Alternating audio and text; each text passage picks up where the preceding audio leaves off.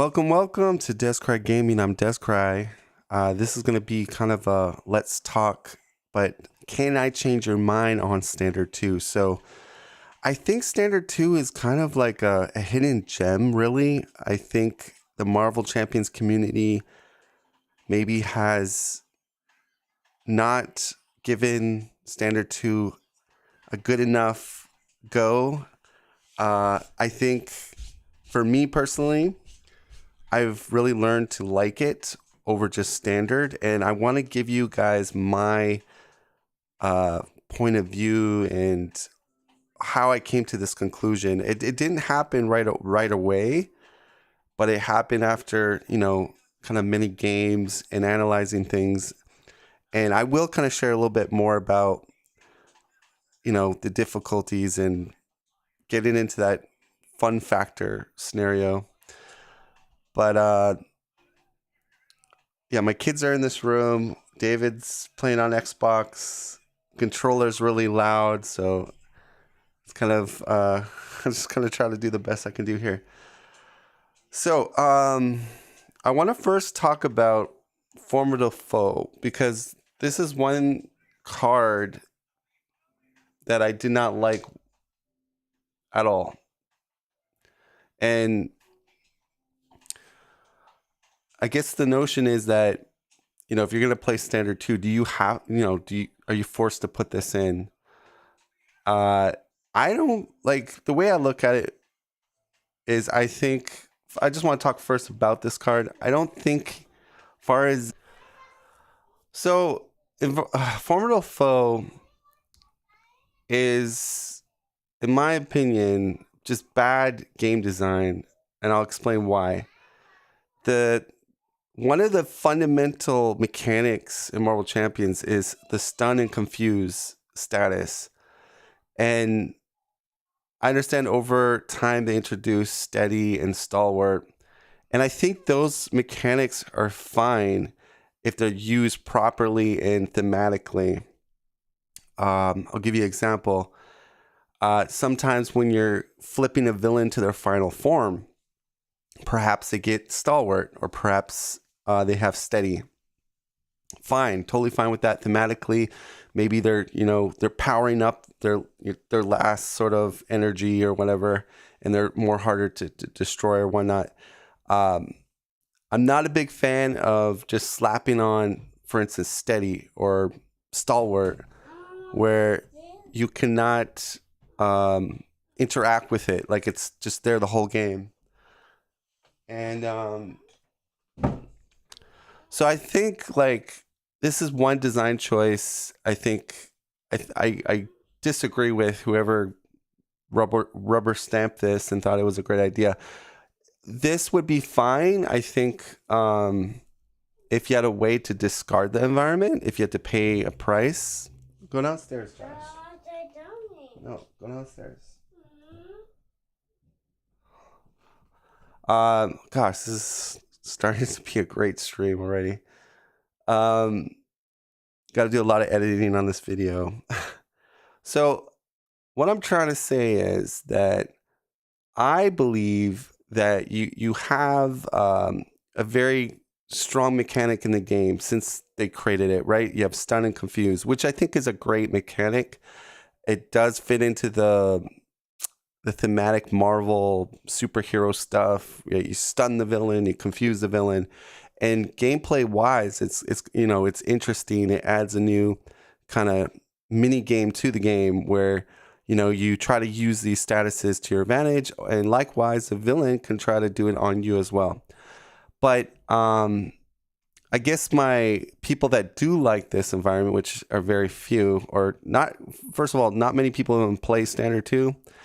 But some people say, oh, this is great. Because now villains, I can't stun, confuse, lock the villain as easy. Yes. Sure. You could put that point in there, but I think the problem with it, and what I noticed right away with this environment, was like, I got my pool of 40, 52 heroes to pick. All of a sudden, I don't want to play heroes that have stun and confuse, because it's like, now I got to work overtime. I got to work twice as hard just to get a status on. So I think that's bad game design. Like when you make me up as a player say, oh great, I don't want to play Hawkeye, I don't want to play Spider-Woman, I don't want to play, sure you could say, oh, this is great for Doctor Strange because he's too powerful, but that's a whole different topic. But my point is that they have a good mechanic in the game. They should, as far as the steady trait and the stalwart trait are good. I'm not saying these are bad traits, and I think they're excellent. But if used properly in the game, and that they make sense, and what I mean by that is like, there's many scenarios that like, as far as like Juggernaut and other type of scenarios where you can do things like remove the helmet, pay a price, do a certain amount of damage, and then they lose certain things like lose steady or whatnot. Magneto, by going down the side schemes, and you make them vulnerable. And I see that, I commend them on that. That makes sense. And again, you still want to play those heroes that have good statuses in their toolkit, right? Now, I don't know if everybody feels the way I feel, but I strongly, as a player, feel that way. So I think I don't like where they were going with this environment, but for sure, I'm like 100% not on board with this because it has the word permanent on it. Now, the only time I think, if I want to do a challenge game where, say, I'm facing someone that really does not like to be stunned or confused, like a good example is Ebony Maw. Like his mechanic is about putting those spells out and activating. So I guess if you wanted more of a challenge, like, can I defeat Ebony Maw with steady? Sure, it could be interesting. But in a general sense, and the confusing part is, it's like, for most people, it's like, do I have to include this every time I want to play Standard 2? Because I like Standard 2, the difficult setting with the encounter cards. I think they're great, and I'm going to go over that. But I'm not a fan of this. Now, when you flip it over, you have expert mode, and they give you a acceleration. Again, the accelerations, they don't scale well for solo play. That's 100%, and then in multiplayer, the more player counted it goes, the less it's a factor, right? So I think putting that on the environment, okay, it's interesting, but again, the problem with it is it doesn't scale according to the correct player. It's all over the board, right? If you play solo, then that's really bad. If you play 4-player, 3-player, that's not really too bad, the one acceleration. But again, yeah, I'm not a big, I just don't like this environment, period. And then, on the expert side, you've got, which is more ridiculous. I don't know what they were thinking, but now they give every minion steady as well. So that makes, like, there's a aggression card in an aggression, an ally, Spider Girl, I think it is. So she comes out and it says stun and confuse a minion. So now she's kind of useless, right? Because that's a one-time thing when she comes in. So yeah, there was no need for them to go, oh, every enemy is steady now. So again, I guess here I wouldn't be so upset about this card if it had somewhere in writing is optional. Like, players can optionally put this in or put it as a separate modular. Like, you know how you have long shot. So long shot, you could throw that in. It's its own little modular, but it's a unique sort of, comes out on a counter card. It gets surged and you get an ally on your side. But I just wanted to first touch base on Formula Foe, and I mean, I never asked for like official ruling on, do I have to play with the Formula Foe standard environment from Fantasy Flight? Standard 2 is not popular in the community. I think it's like 1% of the community that plays Standard 2, and I'm part of the 1%. So, but I generally do not, I pretend that this card does not exist. In fact, I might even just like throw it in the garbage. But I do like it for like challenge runs. Like if I want to play Ebony Maw and I want to give Ebony Maw like a strong buff, like where I can't really stun lock him, confuse lock him. I guess, but the main factor is that the moment you make me as a player not want to play other heroes in the game, I think you failed as far as design goes, right? There's a way to make me still want to play the confused stunlock type characters. You could have, made that at least have a cost. You have to discard this or pay a certain amount of resources, or as soon as a certain a side scheme is threaded off, maybe as a counter system to get rid of formidable foe. I don't know, but the fact that there's no interaction, it just slapped there the whole entire game, and the villain has steady. Or if you play on Expert 2 version of it, then all the minions have steady, which is even more bizarre. But yeah, I'm not a fan of it. And I'll just tell you right now that I don't even include it in whether I'm playing Expert 2 or Standard 2, I don't even put it in. Now, there might be some people saying, oh, well, you're making it easier. To me, it's not really, yeah, you could say that in a sense, I agree, but it's more of I don't like the design of it. I think it's poor game design, and that's my bottom point is I rather... So I want to talk about the other thing I want to talk about, because this whole conversation is to try to get people to open up and maybe change their mind on Standard 2, or at least give it a second look again. That's my hope for this kind of video I'm putting out there. But the thing is, in any type of game, whether it be card game, board game, video game, there's this thing called like the fun zone. And game designers are always trying their hardest to get people into that square called the fun zone. And there's certain tricks and there's certain things that they're trying to do. And not that I'm a game designer, but like I have, studied a little bit about game design and, watched some things. But again, I'm speaking from, that's where I'm speaking from. But what I'm saying is true. If you go into actual game designer blogs, and there's like YouTube videos of them talking about, game design and stuff like that. The one key factor is you gotta be able to hit that fun zone. And what's up, Team Art?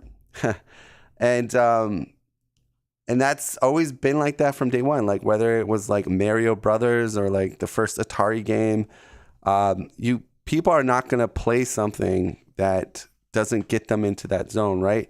And the moment you're out of that zone, chances are you're not going to come back to playing that, or, it's going to be on the shelves getting dusty. But so when it comes to Marvel Champions, obviously Marvel Champions has a fun zone. Now, as a game designer, they're trying their best to make that as broad and wide as possible for the whole audience that plays the game. They're not looking at someone as myself that maybe wants it more difficult. But here's the thing, I will say this, the Marvel Champions right now has that difficulty for the so-called difficult players that want difficulty. It has it there. It's very customizable. And you do have stuff like Standard 2, Expert 2, different modulars you can swipe back and forth. But what I'm trying to say is I think so there's progression, there's accomplishment, there's difficulty within that formula. But I think part of that is the fun factor, right?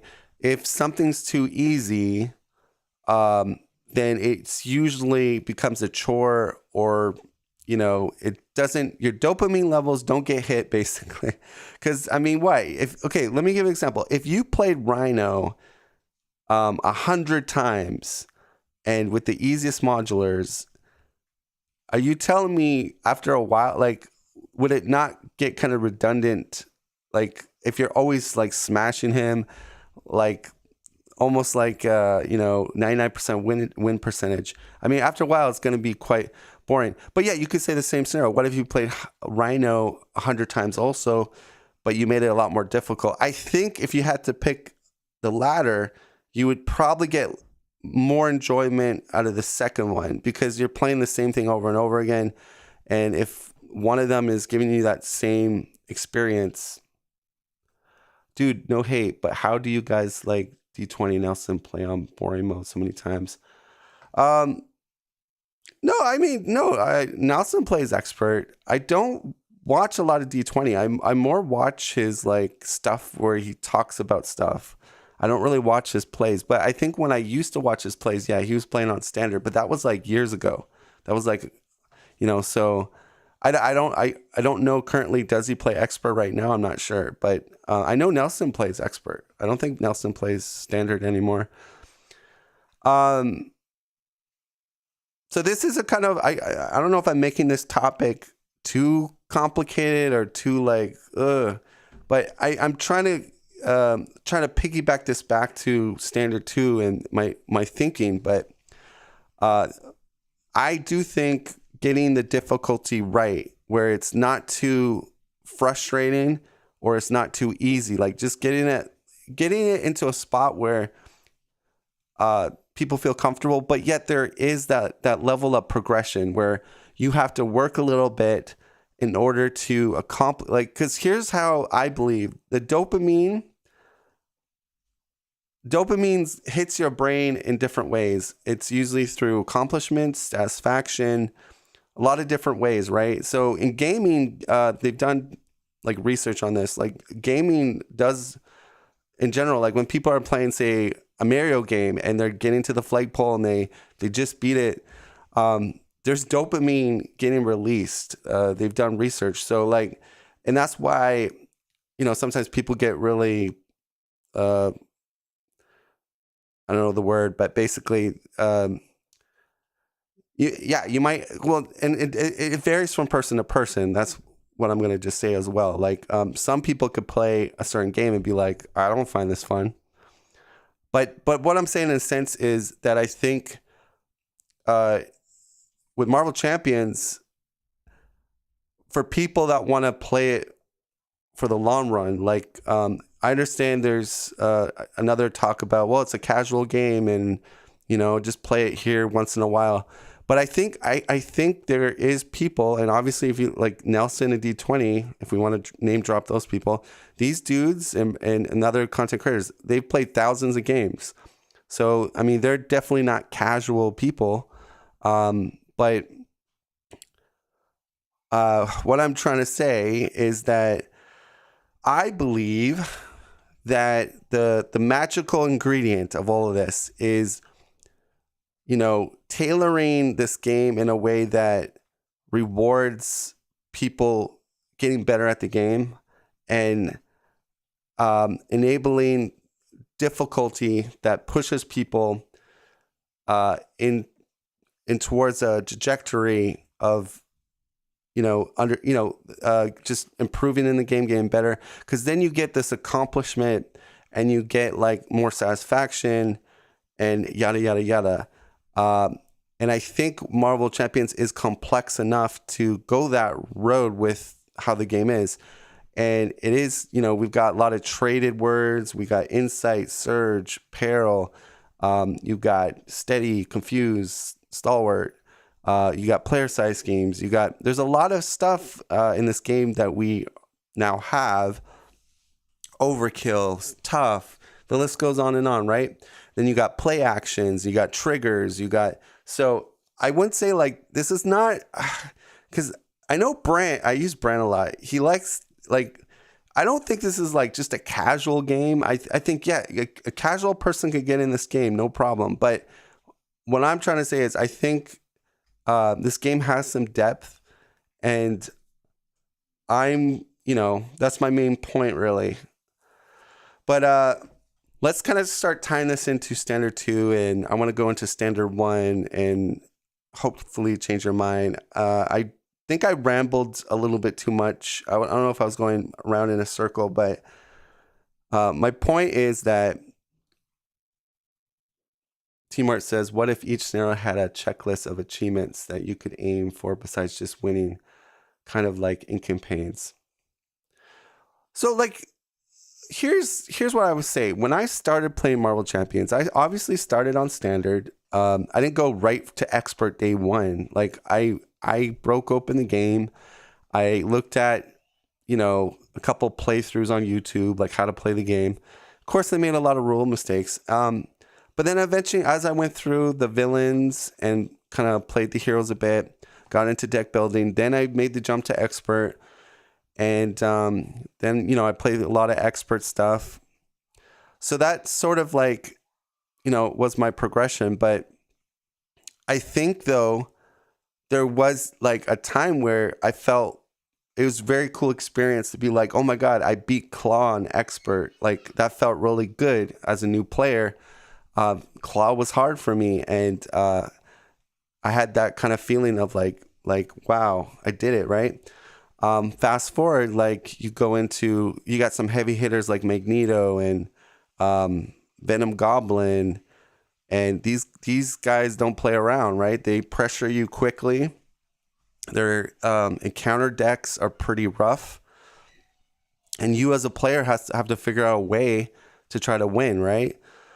And that kind of brings me into why I think, if you got into a point and you played the game a lot, even if you just now are into expert, and expert is fun. But I think if you go into standard 2 expert is like a new type of level progression for yourself. And I think you'll find kind of enjoyment, and also there's that progression there, like to see if you can adapt to this difficulty, if you can, pull off W's, So basically, let's talk about standard 1 to begin, right? So you've got your advance.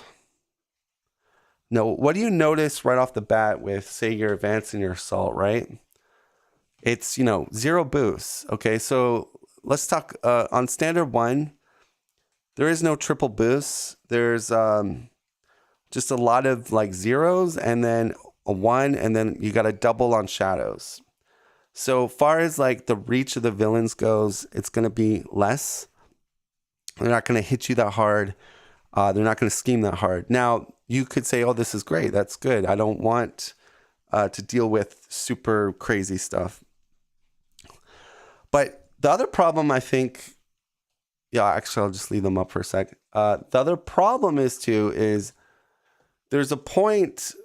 So most Marvel Champion games, you're trying to control, survive, and like the power level.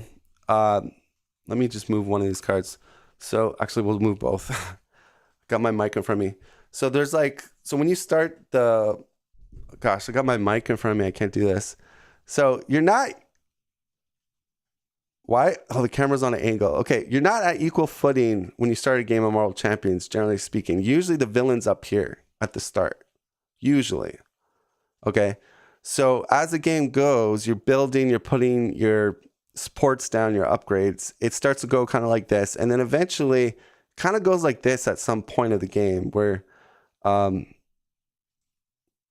sorry, my camera's on a weird angle, so it's hard to do it. But I think you guys get the point. But yeah, so it teeters a bit and then eventually goes for the player. The problem with standard 1 is that because the standard 1 set is so weak, boost cards, just the abilities, such if we just even represent caught off guard, that's not going to hurt you late game. That might hurt you on turn 1 maybe, because say you're being very ballsy and you want to play a mansion on turn 1, and that's your only thing out there. Yes, cut off guard is going to make you cry. But that's the problem. Later game, these cards in the standard set aren't going to challenge the players at all. And so it's just a formality when you're generally going to win the game. Now, I wouldn't say that when you play Venom Goblin, when you play Magneto, when you play Ronin, those are an exception, because what happens with those villains is their encounter sets are already so hyper-tuned and so aggressive that it doesn't even matter. Like standard 1 isn't going to affect them that much because they're already supercharged. But playing standard 1 on lower tier villains, Taskmaster, Zola, whoever, the lower tier people, that's further emphasized. And that's what you see, generally speaking, when you watch a good example, watch the, what do you call it? Brant from Play the Portal. He does a lot of player counted plays. And if you ever watch like a lot of their games, like they get set up, right? Because that's all of them know how to play the game. So they're going to, it's a little bit spicy at the start because I explained about the power structure. But then as they get set up, the counter set's not touching them. They're just chump blocking. They got so many resources. And the villain just can't keep up tempo-wise. And it's like a formality, almost 80% of their games that, yes, they're going to win.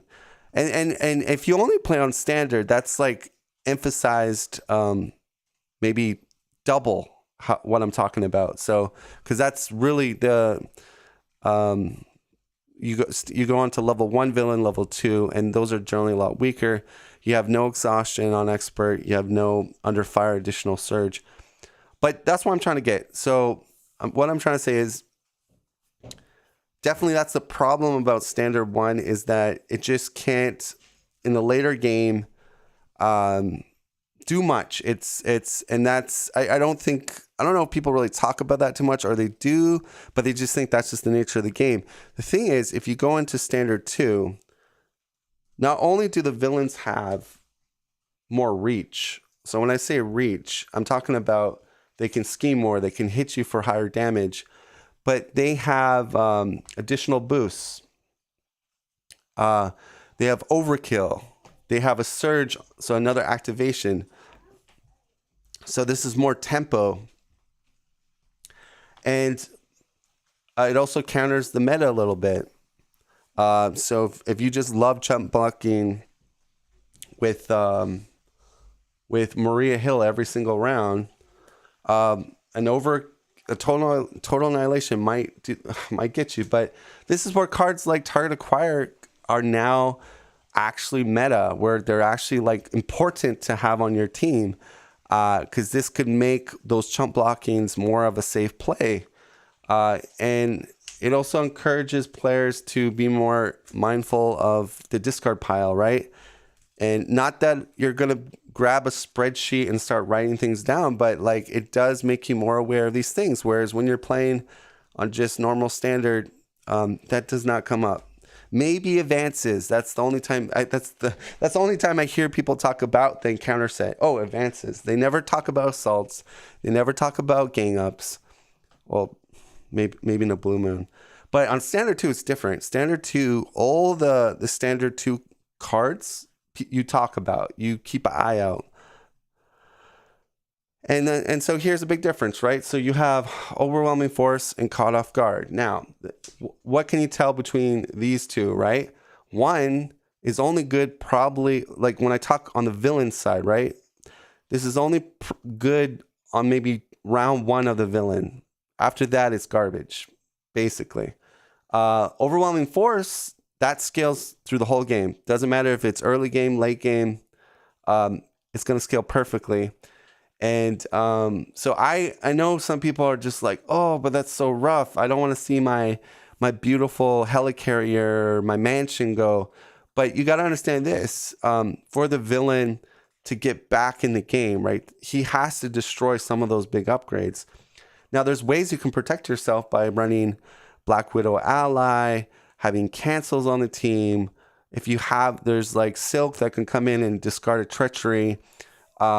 You can protect, if you're running Symbiote Suit, you want to protect yourself, well then run the Avengers Mansion. So that way you can could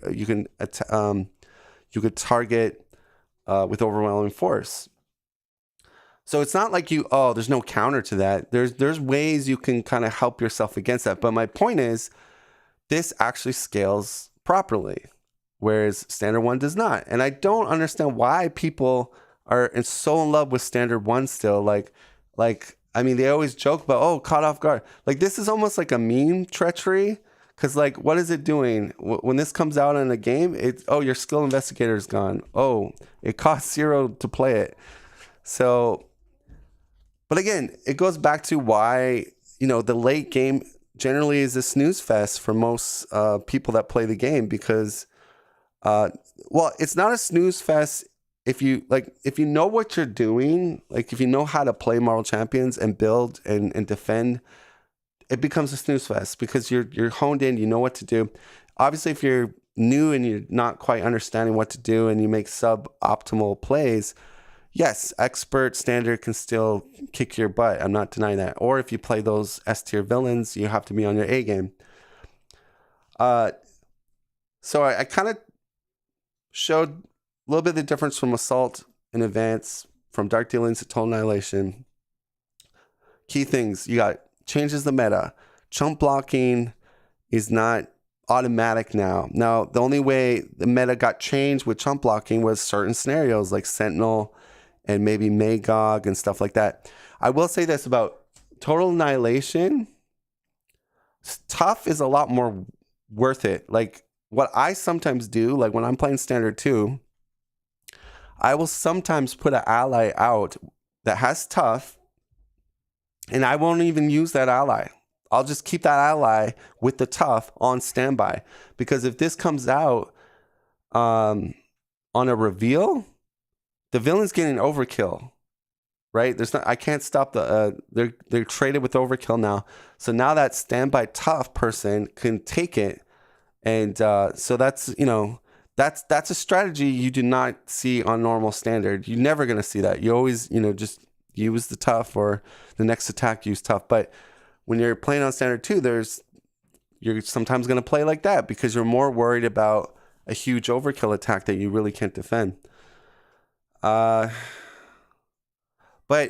having this also, I think, is another thing that I think is really good that we don't have on just standard, is the additional boost card. Now, I don't know if people here's the problem is most of the community is so engraved into just the way standard expert plays. They're so used to cut off guard. They're so used to a 0 boost advance, 0 boost assault. I think that's the problem.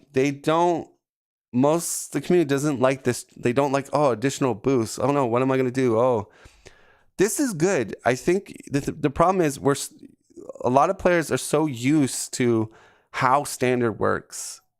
And as soon as they go into standard 2, they're like, oh, this is a lot harder. This villain can hit me for way more damage.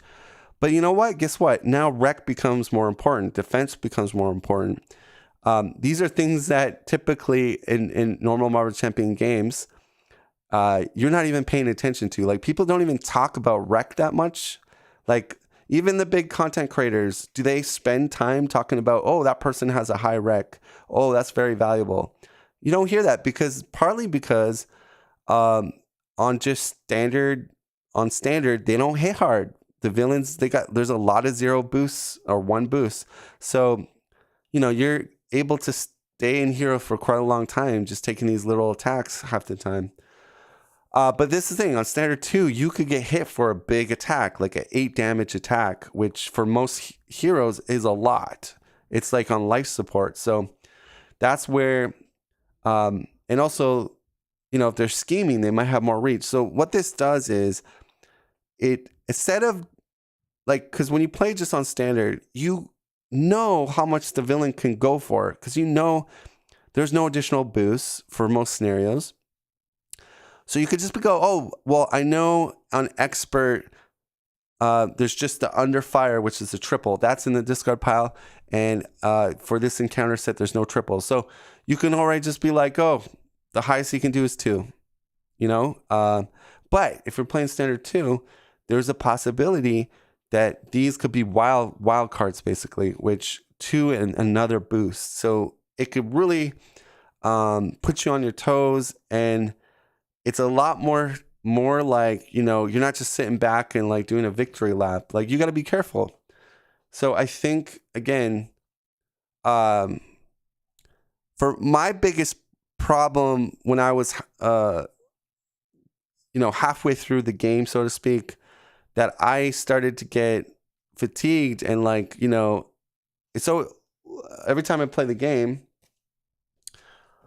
it's always the same result. I control the villain, I build up, and the villain can't do anything at one point, and I just kind of overpower the villain and win. And I was like, you know, that's kind of like that's happening every game now, because I started to build better decks and make smart decisions how to play. So that's where I think Standard 2 can help a little bit. It doesn't remedy it completely, but I will say it definitely makes the late game more interesting. And you can't just be like, oh, I'm all built up and therefore I get a W, which usually is what translates into just a normal standard expert game. Not playing the S tier villains. Okay, because I'll probably get people commenting on my comments. Like, what are you talking about? Like anything below S tier villains. So no Magneto, no Venom Goblin, no Ronin. But the ones below that, it's, that's the way I see it. But so like we took out so you have cards that are, when they hit the floor or hit the playmat, it's giving the villain tempo. So Mob Mentality, for instance, if you're in Hero, that's going to surge at the bottom. Now, the nice part is it's on when revealed. So heroes that have cancels for cancel when revealed, it can work on this card. And the interesting part, if you're an alter ego, it's going to discard, so cycles then counter deck faster, and you might get a minion coming engage with you. So I definitely think that's a way better than just gang up. This can not only give them another, because sometimes this could be a kind of a dead gang up, right? I mean, not this card, but gang up itself. Because if you have no minions in front of you, it's just a normal activation. But what's cool about this is even if there's not minions in front of you, the villain's going to gain a surge and get another activation. And I believe that, I know not everyone loves surge, but again, this is a card game. And in order for the villain to keep up with the players, there has to be some type of mechanic like that, unfortunately. And that's why I'm saying, that's why I think people dislike also Standard 2, is they don't like dealing with all the surge. But again, I challenge you is, can you play a full game, one in Standard 2 Expert, one in Standard Expert, see what the differences feel like as you get to late game, as you get into like round 5, 6, when you're built up. Does it feel different than, say, just Standard Expert? I would tell you, you'll probably notice it right away. Like, oh my God, yeah, the villain did like 3 or 4 more things than it would do late game than it normally does. Or I had to recover because he hit me, with a lot of damage. So, so like I say, most these Standard 2 cards are way better versions of the Standard cards. There's better boosts, there's better abilities, there's tempo for the villain. The cards aren't like fizzles, like a Cut Off Guard does nothing. Overwhelming Force is something to be afraid of. It makes cards like Target Acquire actually worth it to put in your deck. It makes you want to use Tough more tactically. You pay attention more to the discard pile. The villain has more reach. So these are all key points that I'm trying to make people maybe change their mind on Standard 2. Now, I'm sure there's going to be people that say, you know what? I don't see what you're saying, Descry. I play Expert, and that difficulty is enough for me with just Standard. I'm happy. All I'm saying is that, is there a point in the game where you feel like the villain can't touch you? And be honest. Like, I'm sure you're gonna answer, yeah. Oh yeah, when I'm set up. Well, here's the thing. Do you enjoy that? Like, I don't know. Maybe that's the question. Is I like the feeling of getting powerful, but I also think it's more interesting in a game that you're playing where, like, because I get to step 3 of the climatic part of the game. I've already won, but I haven't, if you know what I'm saying. So I like the feeling of, okay, I'm on my last stage of the game, but it could not be a W. I might lose. I might be careful. Who knows what the villain's going to do to me. I prefer that type of feeling than to, I made it to stage 3. Oh, I won, guys. I'm all set up. And I have 5 allies out. And I'm just chump blocking every turn. Villain can't touch me.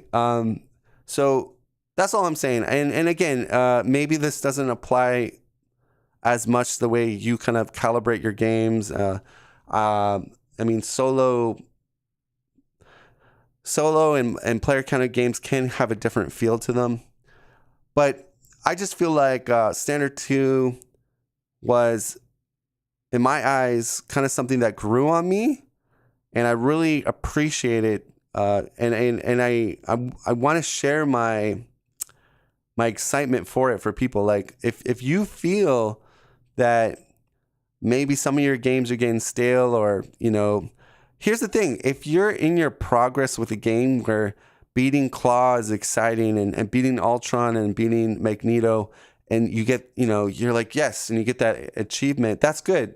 I'm saying is, once you kind of reach those achievements and you look over the mountaintop and you ask yourself, okay, what's next? This is something I would say, yeah, why don't you try playing the lower mid-tier villains on Standard 2 Expert? See how much it changes, how you like it. But yeah, I'll go to Standard Expert, like on Venom Goblin or Magneto. Again, and I think I talked about it, is that because those villains are already supercharged a lot in their counter set.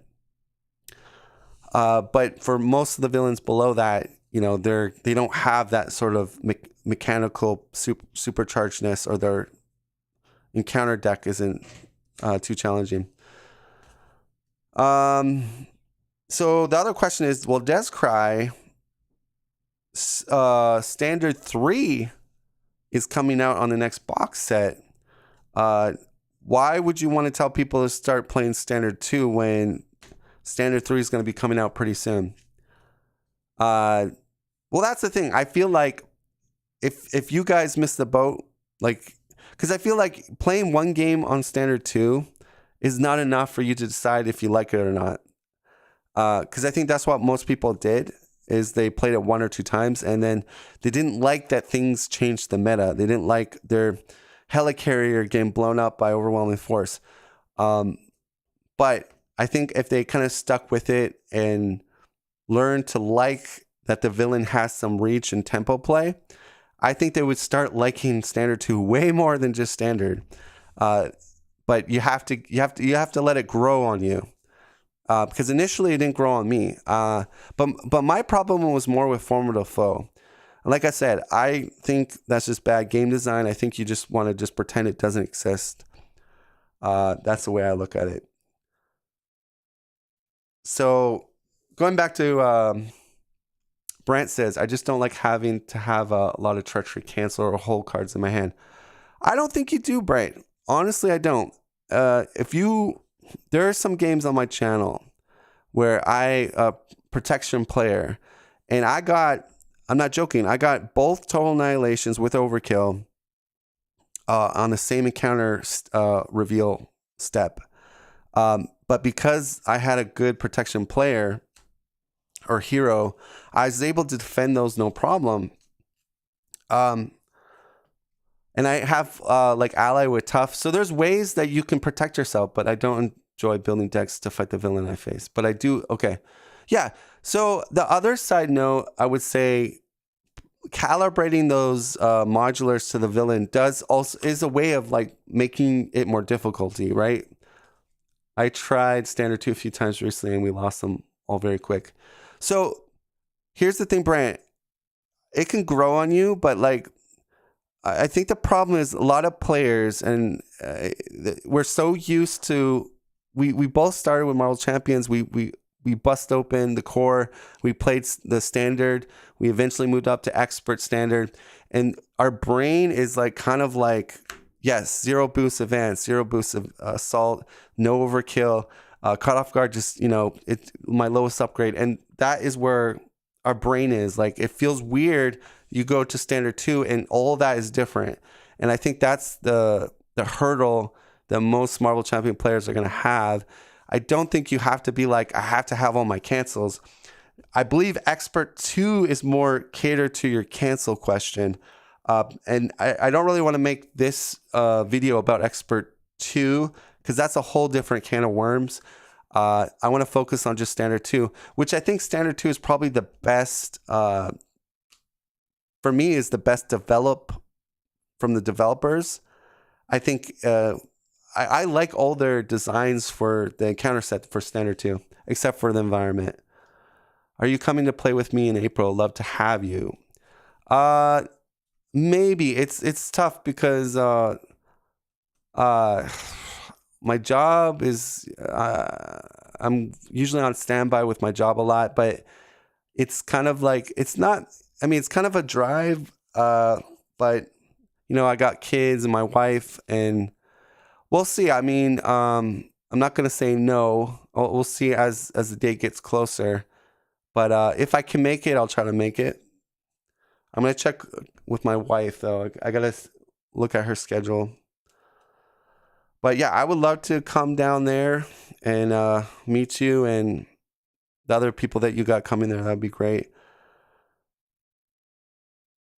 All right, so I don't know if I did change anybody's minds, but maybe the light bulb went a little bit on. But I feel like Standard 2 has gotten a bad shake by the community, and I think it's unfortunate. I think I really like Standard 2 a lot. I've learned to really like it. And I just feel kind of bad that I think it's only 1% of the community that plays Standard 2, which is really sad. But maybe there'll be comments and questions and, I'm going to give it a try, Descry. But basically, I've been through it. I'm not somebody just kind of talking and trying to make myself like I understand the game. I put in the hours. I played a lot of testing, and I think, in my opinion, that Standard 2 is a way better variant than Standard. It helps in those weak points where the villain has no tempo at the end game. It gives you more. There's more counter to the meta, which is chump blocking and maybe staying in alter ego too much. Well, that's not really a meta, but certain heroes do that. But no, I just think it's a better upgrade. And I think if players give it a shot, at least two to three games at least, and just see how you guys like it. I mean, that for me, it was the fact that it kept me on my toes more. It changed the way I deck build and what cards I put in my deck and how I pilot my heroes even. It also made me more aware of the discard pile. It made me use skills and abilities that normally I wouldn't on just Standard Expert. And I don't know, it made the game more exciting. And I guess you could say more difficult. But again, that's where those little milestones come in. Like when you first defeat Claw and you defeat, complete a campaign successfully, you get that kind of accomplishment, and you feel like you're improving in the game, and it kind of pushes you up that ladder to challenge yourself a little bit more. Now, I understand people are like, where I get my enjoyment is playing with my friends, or where I get my enjoyment is just to deck build and create wacky decks. Fine. I'm not trying to discourage people how they get their enjoyment on World Champions, but I'm trying to change people's mind on Standard 2. So my focus is to try to make you understand why should you give Standard 2 another shot or another look. The Brant question about, I have to run a bunch of cancels. Definitely don't think you do for Standard 2, but it does help. It definitely will help the team. I think for Expert 2, that's more of a thing. I think I do agree. Expert 2 is a very scary treachery upgrade from Expert, and that's where those cancels could be huge. Yes, but I don't think it's like mandatory for Standard 2. Yes, it does help. Of course, cancels always help. But I think that's more of an Expert 2 thing. What else do I want to say before I close this? I don't know. It'd be interesting. I probably didn't change anybody's mind on it, but I do feel like, I know Josh is always saying he's quite happy, content on Expert. But I kind of wanted to make this video for Josh because Josh was kind of, doesn't really, I don't think he's not ready to jump into the pool. The water's too cold. But maybe he looks at this and maybe he kind of sees some of my points. I don't know. I do know though that a lot of people do get, like, you're watching a content creator or whatever play. And like I said, you'll see this all the time. It doesn't matter which content creator it is. Once they get built up with all their resource generators, card draw, and if they're running a quote unquote villain theory deck, because he's the deck god apparently, then, the villain's not going to touch you.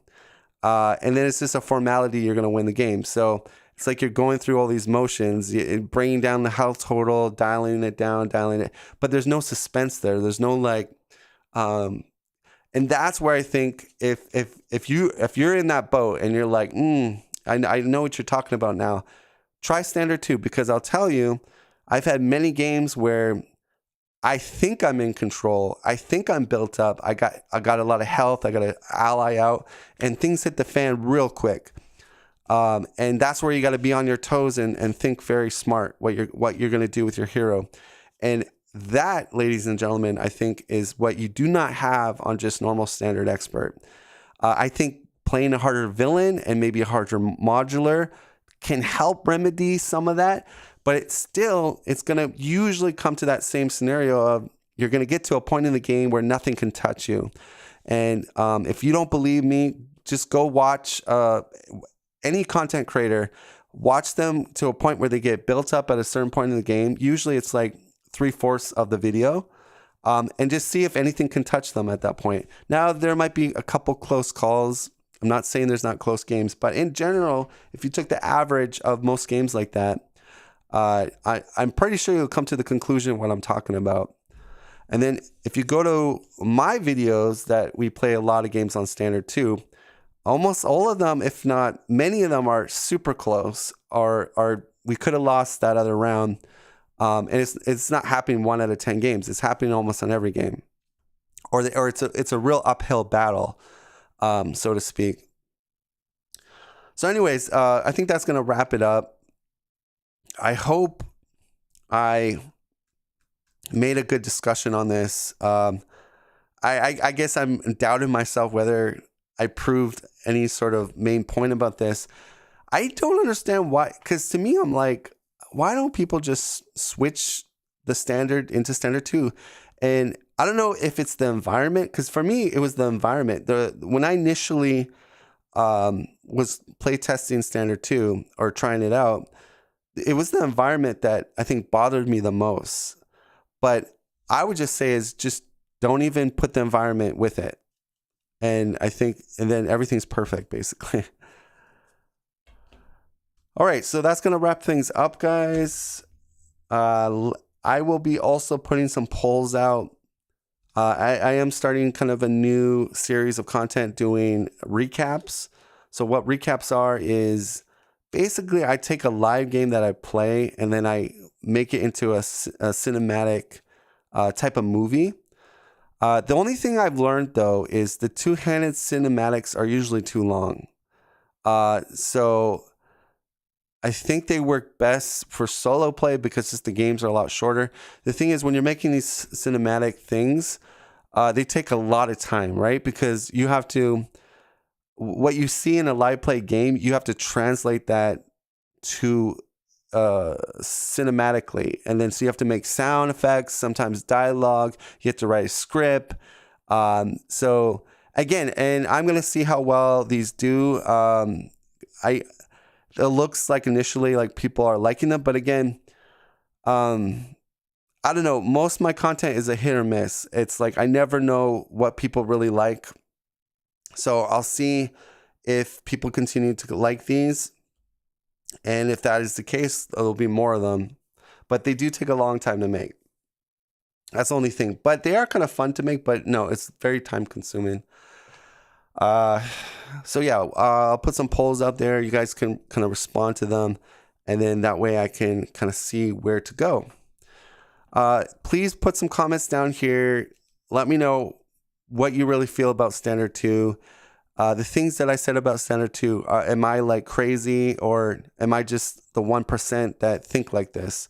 Are you still getting enjoyment out of the game?